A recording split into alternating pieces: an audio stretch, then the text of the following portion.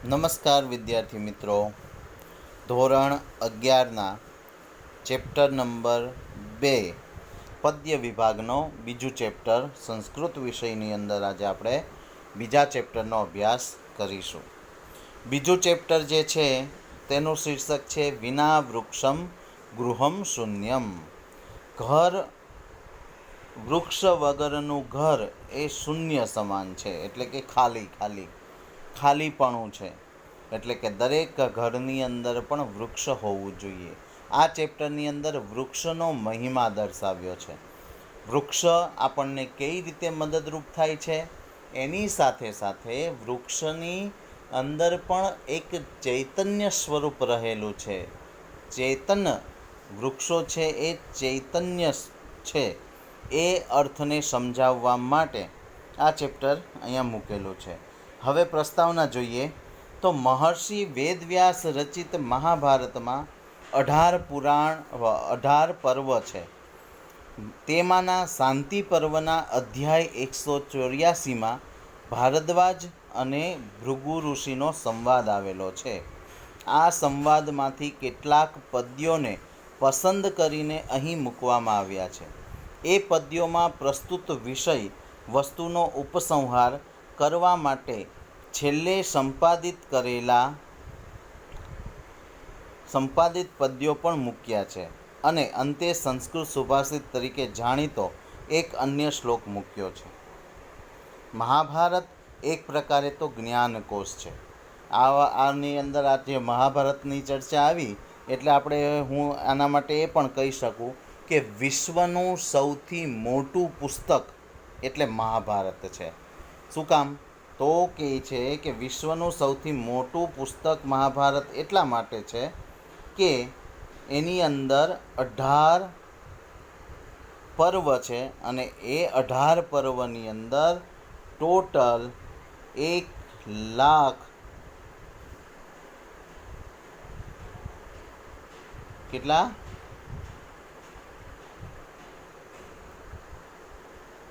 1,00,000 શ્લોકો આવેલા છે. એ 1,00,000 શ્લોકોનું આ વિશાળ ગ્રંથ એટલે મહાભારત. અને એ મહાભારતના 1,00,000 શ્લોકોની રચના એ મહર્ષિ વેદવ્યાસજીએ કરી અને એના શાંતિ પર્વના 184માં અધ્યાયમાંથી આ શ્લોકો પસંદ કરી અને લેવામાં આવ્યા છે. મહાભારત એક પ્રકારે તો જ્ઞાનકોશ છે. તેમાં જુદા જુદા સંદર્ભે જુદા જુદા વિષયોનો સમાવેશ કરવામાં આવ્યો છે. શાંતિ પર્વમાં આવતા ભારદ્વાજ અને ભૃગુના આ સંવાદમાં મુખ્યત્વે તો પંચમહાભૂતોના ગુણોનું વિસ્તારપૂર્વક વર્ણન છે. આ વર્ણન દરમિયાન વૃક્ષમાં જીવ છે કે નહીં એવો પ્રશ્ન ભારદ્વાજ ભૃગુને પૂછે છે. આ પ્રશ્નના ઉત્તરમાં ભૃગુએ જે કહ્યું છે તે બહુ જ મહત્ત્વનું છે. ભૃગુના એ કથનમાં સ્પષ્ટ રીતે વૃક્ષમાં જીવ હોવાની વાત કરવામાં આવી છે. એ સાથે આ વાતની ખાતરી કરવા માટેના જે તર્ક આપ્યા છે તેમનું પરીક્ષણ કોઈ પણ જાતની ભૌતિક પ્રક્રિયા કર્યા વગર સહુ કોઈ કરી શકે એમ છે. ભૃગુના આ તર્કો માનવીય શરીર અને તેમાં ચાલી રહેલી પ્રક્રિયાની વિશેષતઃ જ્ઞાનેન્દ્રિયોની આસપાસ ફરે છે. માણસ જેમ પોતાની જુદી જુદી ઇન્દ્રિયોથી જુદા જુદા પ્રકારના જ્ઞાન મેળવી લે છે અને તે જ્ઞાન મુજબ વર્તન કરે છે, તેમ વૃક્ષ પણ કરે છે. આ વાત કહીને ભૃગુએ વૃક્ષમાં ચૈતન્ય એટલે કે જીવ હોવાની માન્યતાને પ્રસ્થાપિત કરી છે. અહીં જે પદ્ય છે તે બધા અનુષ્ટુપ છંદમાં છે. આની પહેલાં જ આપણે અનુષ્ટુપ છંદ અને મંદાક્રાંતા છંદ વિશે ભણ્યા હતા. અનુષ્ટુપ છંદમાં આપણે ચર્ચા કરી હતી કે 32 અક્ષરોનો આ છંદ છે. દરેક ચરણ 4 ચરણ છે. ચારેય ચરણની અંદર 8 અક્ષરો હોય છે અને 8 અક્ષરે યતિ આવે છે. એવી જ રીતે આ બધા જ શ્લોકો એટલે કે એક ટોટલ આપણે આ ચેપ્ટરની અંદર 9 શ્લોકો આપેલા છે. હવે આની અંદર જે ભારદ્વાજ ઋષિએ જે પ્રશ્ન કર્યો છે કે ભાઈ વૃક્ષની અંદર જીવ છે કે નહીં, એ પ્રશ્નનો શ્લોક અહીંયા નથી, પણ એના જવાબમાં ભૃગુ ઋષિએ જે વૃક્ષની અંદર જીવ છે એ બાબતને સાબિત કરવા માટે જે વસ્તુઓ દર્શાવી છે એ બાબતના શ્લોકો જ અહીંયા લેવામાં આવ્યા છે. હવે આપણે શ્લોકનો અભ્યાસ કરીએ. તો સૌથી પહેલાં શ્લોકનું ગાન કરી અને પછી એનો અભ્યાસ કરીશું. વલ્લી વેષ્ટયતે વૃક્ષમ સર્વતશ્ચૈવ ગચ્છતિ નહ્યદૃષ્ટેશ્ચ માર્ગોસ્તિ તસ્માત પશ્યન્તિ પાદપઃ. સૌથી પહેલી વાત કરી કે વલ્લી વેષ્ટયતે વૃક્ષમ. વલ્લી એટલે વેલ, જેને આપણે ઇંગ્લિશમાં ક્રીપર કહીએ છીએ. વેલ વેષ્ટયતે વૃક્ષમ, કોઈ પણ વેલ છે એ વૃક્ષને વીંટળાઈ અને ઉપર ચડતી હોય છે. સર્વતશ્ચૈવ ગચ્છતિ, તો પણ એ સર્વતસ છે એટલે ચારેય તરફ વીંટળાતી વીંટળાતી વૃક્ષ ઉપર એ વેલ ચડે છે. ન હિ અદૃષ્ટેશ્ચ, અદૃષ્ટ, અદૃષ્ટિ એટલે જોઈ શકવાની ક્ષમતા તેનામાં નથી, મતલબ કે અદૃષ્ટે આંખો નથી એની પાસે. છતાં માર્ગોસ્તિ,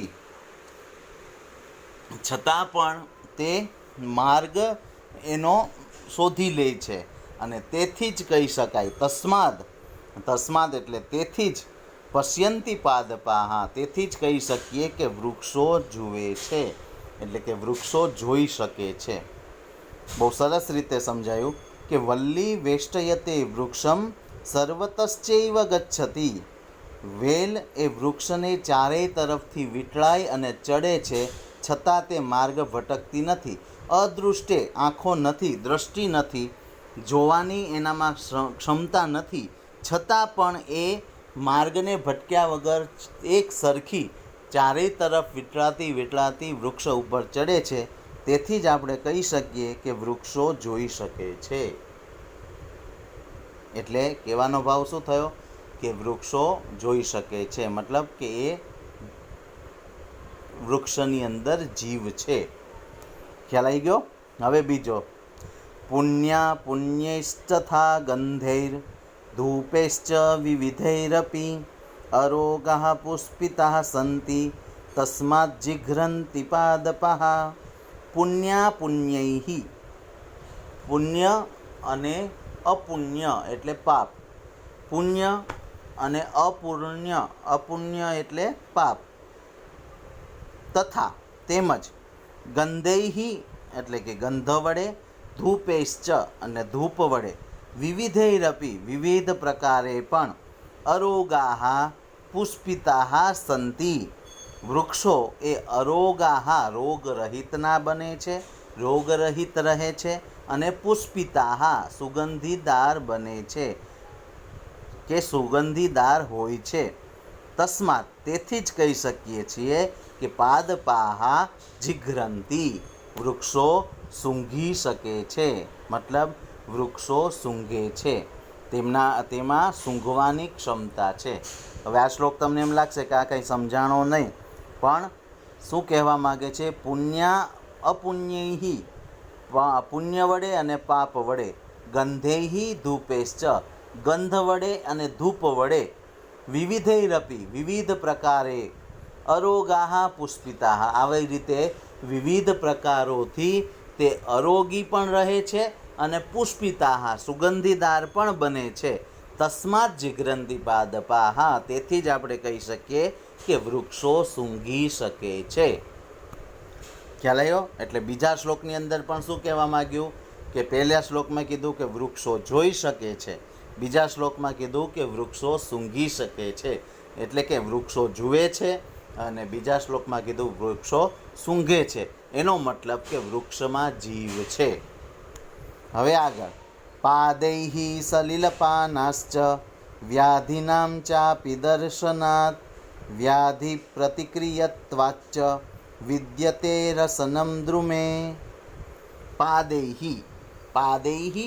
પાદપાહ એટલે વૃક્ષો, અને પાદૈઃ પાદઃ શબ્દ પગ માટે વપરાય છે. અને પાદૈહી એટલે કે પાદઃ શબ્દનું તૃતીયા વિભક્તિ બહુવચન, પગો વડે, પોતાના પગો વડે.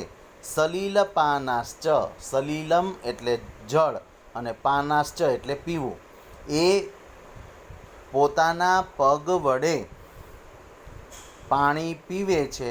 અને વ્યાધિનામ ચાપી દર્શનાથ, રોગને, વ્યાધિનામ એટલે રોગોના, દર્શનાથ જોઈને પણ, વ્યાધિ પ્રતિક્રિયત્વાચ, વ્યાધિ એટલે કે એ વ્યાધિને જોઈને પણ પોતે વ્યાધિ રોગની પ્રતિક્રિયા આપે છે. તેથી જ કહી શકીએ છીએ વિદ્યતે રસનમ ધ્રુવે, દ્રુમે, દ્રુમે એટલે વૃક્ષમાં. દ્રુમઃ શબ્દ છે, મૂળ શબ્દ દ્રુમઃ. દ્રુમઃ શબ્દની સપ્તમી વિભક્તિ એક વચન એટલે દ્રુમે એટલે કે વૃક્ષમાં. રસનમ વિદ્યતે, રસનમ એટલે રસાસ્વાદ, માણવા માટેની ઇન્દ્રિય એટલે જીભ. એટલે કહી શકીએ કે વૃક્ષને સ્વાદની પણ ઓળખ છે.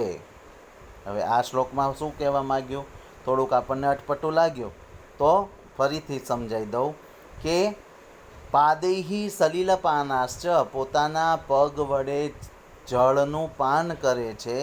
વ્યાધિનામ ચા અપી દર્શનાથ, અને વ્યાધિ, વ્યાધિનામ અહીંયા જુઓ આપણે વાત કરીએ સલિલપાનાત એટલે કે પાણી પીવાથી, વ્યાધિનામ એટલે રોગ, સલિલપાનાત, સલિલપાનાત એટલે પાણી પીવાથી, વ્યાધિનામ એટલે રોગોનો દેખાવાથી, એનામાં જે રોગ દેખાવાની પ્રતિક્રિયા થાય છે. અને તેથી વ્યાધિ પ્રતિક્રિયત્વાચ એટલે કે રોગનો પ્રતિકાર કરવાની ક્રિયાના કારણે આપણે કહી શકીએ કે એનામાં રસનમ, રસનમ એટલે રસેન્દ્રિય, જે સાધન વડે આપણે રસન ક્રિયા કરવામાં આવે છે, અર્થાત અહીંયા જીભને રસન કહીએ છીએ.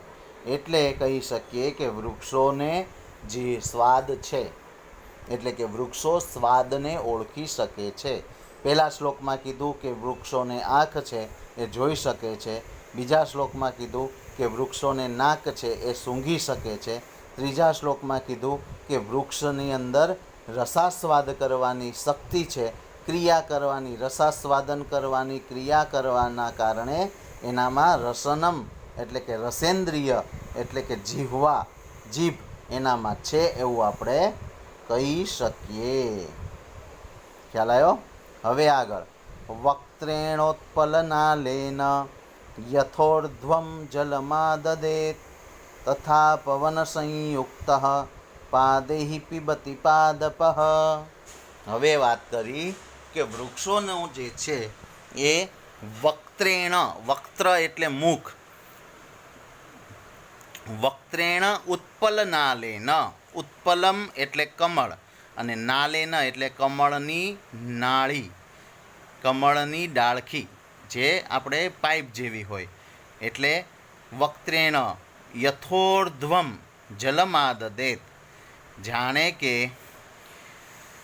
જેવી રીતે કોઈ પણ આપણે જો આપણી ભાષામાં વાત કરીએ તો આપણે કોઈ પણ ગ્લાસની અંદર સ્ટ્રો રાખી અને એને પાણીને આપણે પીએ, પાણીના ગ્લાસની અંદર સ્ટ્રો મૂકી દીધી હોય અને સ્ટ્રોથી આપણે પાણી ખેંચી અને પાણી પીએ છીએ. એવી જ રીતે ઉત્પલનાલેન, ઉત્પલમ એટલે કમળ અને નાલેન એટલે નાળચું, કમળની ડાળી વડે યથોર્ધ્વમ, યથા ઉર્ધ્વમ જલમાદદેત, યથા એટલે જેવી રીતે, ઉર્ધ્વમ એટલે ઉપર સુધી, જલમ આદદેત પાણીને પહોંચાડે છે. આપણે વૃક્ષને પાણી પીવડાવવું હોય તો ક્યાં પીવડાવીએ છીએ? એના મૂળમાં પીવડાવીએ છીએ અને એના મૂળ દ્વારા એ પાણી છેક ઉપરની ડાળી સુધી પહોંચી જાય છે. એટલે તથા પવન સંયુક્ત, અને તેવી રીતે પવનથી યુક્ત, પાદૈઃ એટલે કે વૃક્ષો, પિબતિ પાદપઃ એટલે પોતાના, એથી જ કહી શકીએ કે પોતાના પગ વડે, વૃક્ષો પોતાના પગ વડે પાણી પીવે છે. 4 શ્લોકો ખ્યાલ આવી ગયો? 4 શ્લોકોમાં કંઈ ના સમજાણું હોય તો મને પ્રતિક્રિયા આપજો. ઓકે, હવે આગળ વધીએ. સુખ દુઃખયોશ્ચ ગ્રહણાત છિન્નસ્ય ચ વિહોરણાત જીવમ પશ્યામિ વૃક્ષાણામ અચૈતન્યમ ન વિદ્યતે. સુખ દુઃખયોશ્ચ, સુખ અને દુઃખને ગ્રહણ કરે છે. છિન્નસ્ય ચ વિહોરણાત, કાપી નાખવામાં આવે ત્યારે એને દુઃખ થાય છે. અને વિહોરણાત એટલે કે જ્યાં કાપ્યું હોય ત્યાંથી એ ફરી ઉગે છે.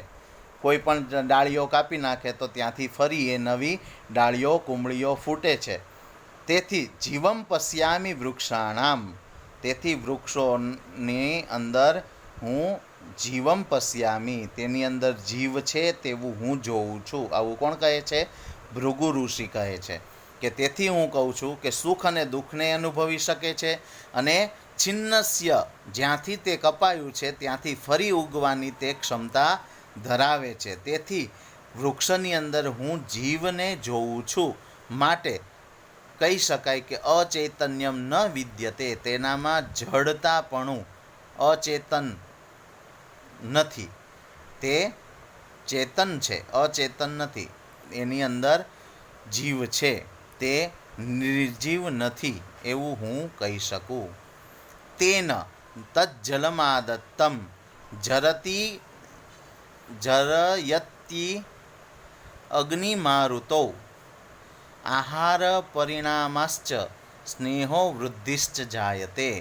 તેન, અને તેથી, તજ્ જલમાદત્તમ, તેને જળ આપવું જોઈએ.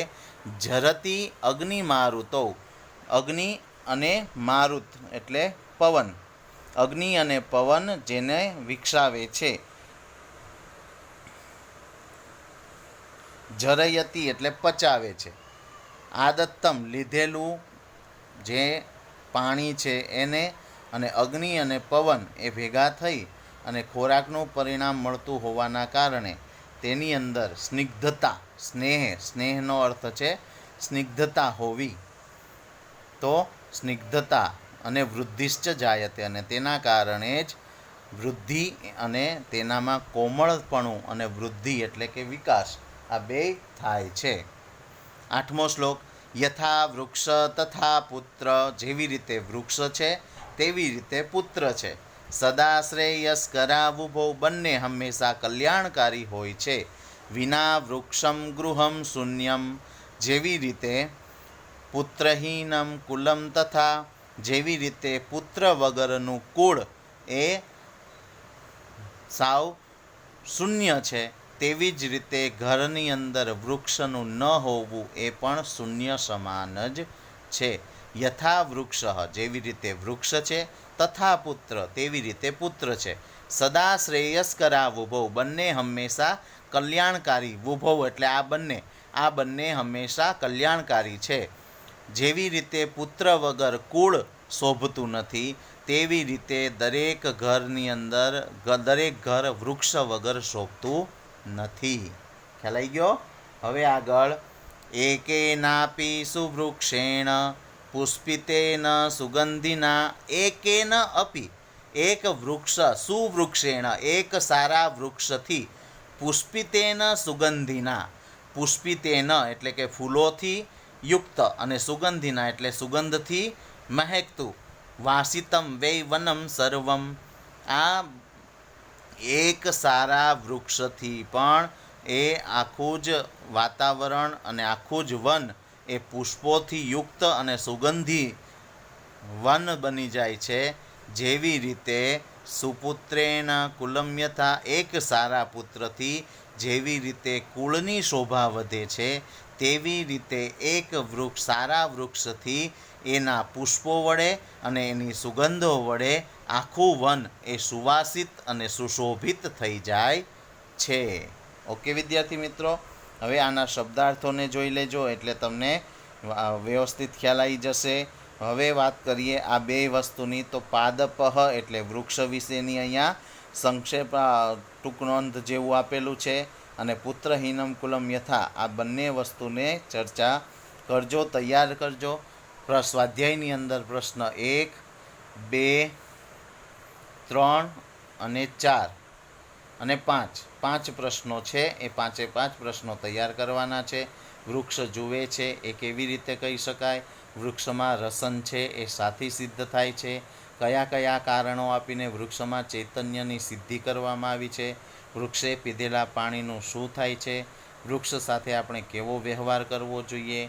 આ બધી જ બાબતોની ચર્ચા તમે કરજો. બાકી રૂબરૂ આવશો ત્યારે આના વિશે કંઈ તમને ડાઉટ હશે તો આપણે એ ક્લિયર કરીશું. ઓકે વિદ્યાર્થી મિત્રો, તો હવે આપણે અહીંયા આ પાઠને પૂર્ણ કરીએ છીએ. ફરી નવા ટોપિક સાથે મળીશું. ઓકે, ધન્યવાદ.